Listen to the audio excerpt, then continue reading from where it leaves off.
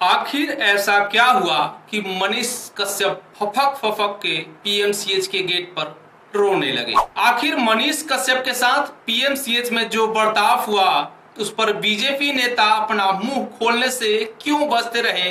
क्या यह निश्चित है कि मनीष कश्यप भाजपा छोड़ देंगे, कोई अन्य पार्टी ज्वाइन करेंगे या फिर निर्दलीय इस बिहार विधानसभा का चुनाव लड़ेंगे? क्या मनीष कश्यप को अपनी गलती का एहसास हो चुका है कि वह बिना अपनी जनता से पूछे हुए, जिसकी बदौलत आज एक बड़े चेहरे हैं बिहार में, और उन्होंने पार्टी ज्वाइन करने का फैसला कर लिया था? क्या एक बार फिर से मनीष कश्यप जनता के बीच जाएंगे और हाथ जोड़ के माफी मांगेंगे उनसे कि अब गलती हो गई, इसके बाद हम किसी पार्टी में नहीं जाएंगे? बिहार में जब एक भाजपा नेता यूट्यूबर मनीष कश्यप की पीएमसीएच में बुरी तरह से पिटाई हो जाती है और भाजपा कुछ नहीं बोलती है, जब यह हाल है भाजपा नेता का, तो यह समझा जा सकता है कि आम आदमी का क्या स्थिति होगा, क्या हाल होगा।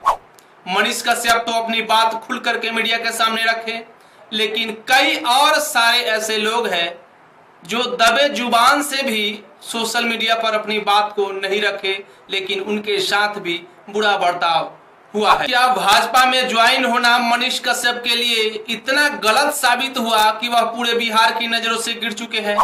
तमाम तरह के सवाल कमेंट बॉक्स में मिल रहे हैं, ऐसा सुनने को मिल रहा है। तमाम तरह के सवाल सोशल मीडिया पर निकल के सामने आ रहा है, और इसलिए भी आ रहा है कि इस बार बिहार विधानसभा चुनाव है और इसमें मनीष कश्यप अपनी दावेदारी ठोकेंगे पार्टी के टिकट पर या फिर निर्दलीय, क्योंकि बीते दिनों पीएमसीएच में मनीष कश्यप के साथ हुई हाथापाई, उनको बंदी बना करके रखा गया, उनके साथ दुर्व्यवहार किया गया और इतना प्रताड़ित किया गया कि वह उनको ऐसा लग रहा था कि वह आखिर जी ही क्यों रहे हैं, जब वह भाजपा में रहते हुए और उनको पिटाई हो जाती है और भाजपा इस पर कोई सवाल नहीं करती, उनको सहानुभूति तक नहीं देती है, जबकि स्वास्थ्य मंत्री मंगल पांडे हैं। आखिर क्या ऐसा कारण हुआ कि क्यों फिर से इतनी बुरी तरह से पिटाई खाने के बाद मनीष कश्यप पीएमसीएच पहुंच गए और फफक फफक के रोने लगे? इन्हीं विषयों पर आज हम बात करेंगे। समय था 11 से 12 बजे के आसपास में और दिन था 1 जून। वहां पर एक बच्ची मुजफ्फरपुर जिले कुटनी गांव के रहने वाली थी।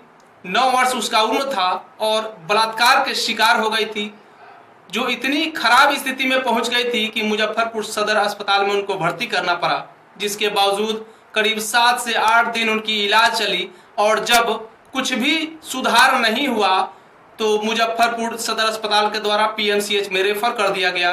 और यहाँ आने के बाद भी यहाँ का स्वास्थ्य व्यवस्था इतना लचर है कि इमरजेंसी में भी उनको भर्ती नहीं किया गया।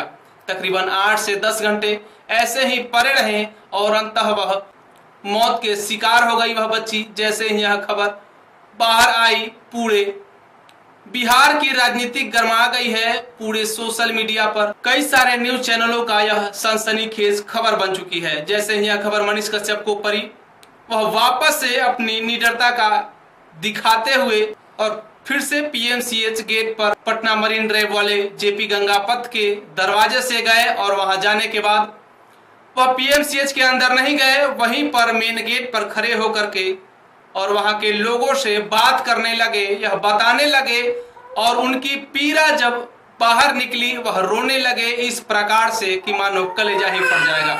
लेकिन कुछ लोग वहां पर मजदूर थे जो अपनी अपनी सहानुभूति दिखा रहे थे, लेकिन व्यवस्था इस प्रकार देखा गया कि मनीष कश्यप की आंखों से आंसू निकल रहे थे और वहां खड़े लोग उनके साथ फोटो खिंचवाने में लगे हुए थे। क्या यही बिहार है? क्या इसी बिहार की कल्पना मनीष कश्यप किए हुए थे? क्या इसी बिहार की कल्पना हम कर सकते हैं कि कोई रो रहा होगा, अपनी दर्द बयान कर रहा होगा और लोग उनके साथ सेल्फी खिंचवाने में मस्त होंगे, व्यस्त होंगे? उन्होंने कई सारे बयान जो है ऐसा दिया है जो विवादित बयान है, कई सारे एलिगेशन पीएमसीएच के ऊपर लगाए हैं और कई सारे बद्दुआ स्वास्थ्य मंत्री बिहार मंगल पांडे पर दिया है। उन्होंने यह कहा कि जो मैं दिल से कहता हूँ वह बात हो के रहता है। जब मैं दिल से कहता हूँ वो पूरा होता है। पीएमसीएच याद रखना मंगल पांडे, याद रखना मेरे दिल का पुकार जो है ना वो तुम्हें ले डूबेगा मंगल पांडे, याद रखना मंगल पांडे। आखिर क्या कारण है कि मनीष कश्यप के इस बयान पर भाजपा नेता ने नहीं बोला? कारण है कि भाजपा और जदयू की सरकार है बिहार में और स्वास्थ्य मंत्री बीजेपी से बिना कभी चुनाव लड़े हुए और स्वास्थ्य मंत्री बने हुए मंगल पांडे जी हैं। और मंगल पांडे का जो पद है वह ऐसा दिखाता है कि उनकी बीजेपी में कितनी चलती है, जिनके खिलाफ बीजेपी के कोई नेता एक बयान तक नहीं देता। लेकिन जदयू मुख्यमंत्री नीतीश कुमार को इन विषयों को तत्काल संज्ञान में लेते हुए और उस पर कड़ी कार्रवाई करनी चाहिए। जो वहां के डॉक्टर लोग हैं, जो वहां पर उनकी कमियां तो कुछ नजर नहीं आ रही होगी, लेकिन जो वहां पर व्यवस्थापक है उन लोगों से पीएमसीएच को मुक्त कराना होगा। नहीं तो जो व्यवस्था दिख रहा है, एक रिपोर्ट आने में 1 महीना का समय लग जाता है, एक एक्सरे का रिपोर्ट आने में 1 सप्ताह समय लग जाता है, तो आखिर तत्काल कैसे इलाज होगा पीएमसीएच में, यह सोच पाना बहुत ही मुश्किल है।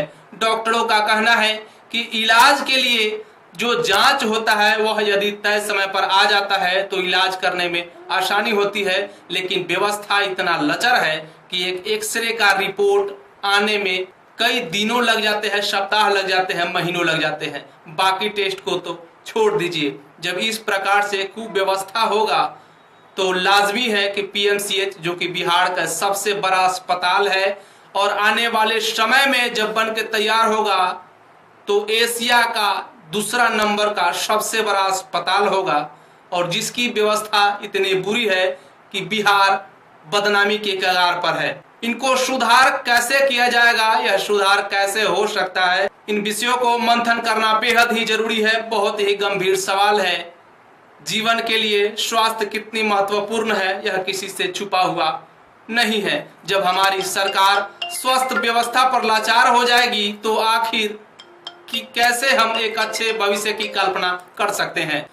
एक समय था जब बिहार के उप मुख्यमंत्री तेजस्वी प्रसाद यादव थे और वह उसके साथ साथ में स्वास्थ्य विभाग संभाल रहे थे।